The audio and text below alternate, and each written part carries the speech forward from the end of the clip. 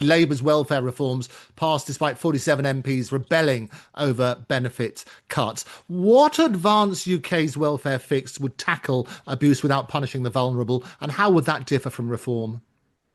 So reform hasn't offered up any um, welfare reforms. In fact, the only reform that reform is offered is removing the cap on the two-child benefit, which is absolutely absurd because that is more dependency.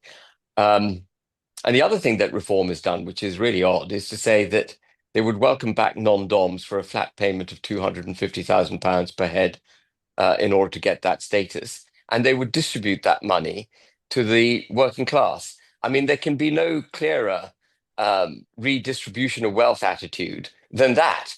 You were precisely the opposite of what a party such as Reform should be doing. So Reform again hasn't got joined up thinking here, but our approach, there are 7.7 million people on universal credit. As I mentioned, 3 million of them are claiming mental health issues. About 1.5 million are out of work and looking for a job. And the rest of them are people who are actually working to some extent, but are having to claim universal credit because they can't make ends meet. Now, what you've got to do is remove the ridiculous sucker that those who are willfully not working, those getting support from the state, that has to go. And you've got to be quite unsympathetic in the way that you do it. And this doesn't mean that I'm a hard individual or that the government's hard, but there's got to be some tough love because people left to their own devices will not voluntarily work if they can get nearly as much money watching Netflix. And there may be errors made in the government policy, and it's possible that some people who deserve the protective blanket of the state uh, suffer. And it's a tragedy when that happens. But what we've got to make sure is that of the 3 million who aren't even looking for a job, that we weed out every single one of them who should be back in the workplace. And there are a number of things you can do in order at least to get to that first stage. And for example, you can say that that form of welfare only exists for a year.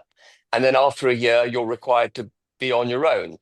You can institute very high hurdles in terms of medical reports and so on that are required to be submitted in order to justify that you're incapable of working, and so on. And what we've got is a government that isn't prepared to do it because its voter base that include that 7.7 million people. And so they want to feed them and they want to feed the bad habit. When I say feed them, I mean they want to feed the bad habit, is what I mean. And so the Labour government couldn't even cut 5 billion from the welfare bill. The welfare bill, Andrew, is over 300 billion a year. It couldn't cut 1.6% of that bill. They ended up with a bill, I believe, that's actually bigger as a result of their reforms. So we've got to be absolutely robust on cutting back welfare. The country can't afford it. It's deeply damaging to the employment market, and it is what is encouraging mass immigration. If you cut back welfare dramatically, benefits and so on, you will automatically correct the UK economy and you will automatically address some of the awful consequences, such as mass immigration.